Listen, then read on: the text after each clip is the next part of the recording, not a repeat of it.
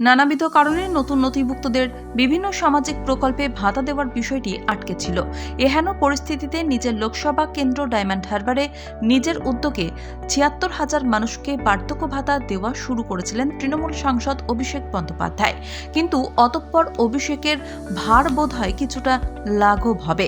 বুধবার পূর্ব বর্ধমানের সরকারি পরিষেবা প্রদান কর্মসূচি থেকে বিভিন্ন প্রকল্পে বিপুল সংখ্যক মানুষকে নতুন করে সামাজিক সুরক্ষা দেওয়ার কথা ঘোষণা করলেন মুখ্যমন্ত্রী মমতা বন্দ্যোপাধ্যায়। বুধবার বর্ধমানে মমতা ঘোষণা করেন, যারা দুয়ারে সরকার এবং সরাসরি মুখ্যমন্ত্রী প্রকল্পে আবেদন করেছিলেন তাদেরটা আমরা অনেকটাই ক্লিয়ার করে দিয়েছি।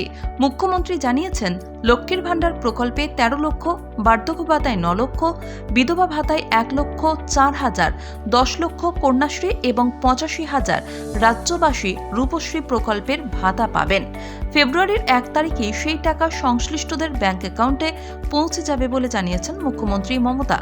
প্রশাসনিক আধিকারিকদের বক্তব্য যে ৯ লক্ষ মানুষ বার্ধক্য ভাতা পাবেন, তাদের মধ্যে ডায়মন্ড হারবারের বৃদ্ধ বৃদ্ধারাও রয়েছেন। গত ৭ই জানুয়ারি ডায়মন্ড হারবারে ওই কর্মসূচির সূচনা করেছিলেন অভিষেক। তৃণমূলের সেনাপতি যাকে ফের একবার ডায়মন্ড হারবার মডেল বলে তুলে ধরেছিলেন। অভিষেক বলেছিলেন, ভারতের কোনো সাংসদ এই কাজ করেননি। এই কর্মসূচির নাম দেওয়া হয়েছিল শ্রদ্ধার্ঘ্য।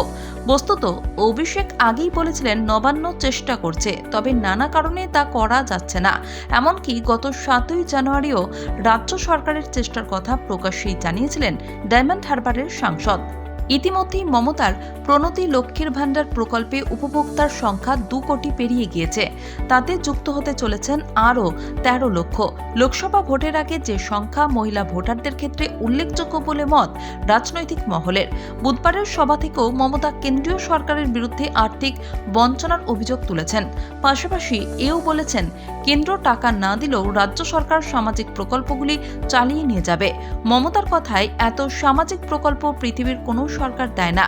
আমাদের মতো সামাজিক উন্নয়ন কেউ করতে পারেনি।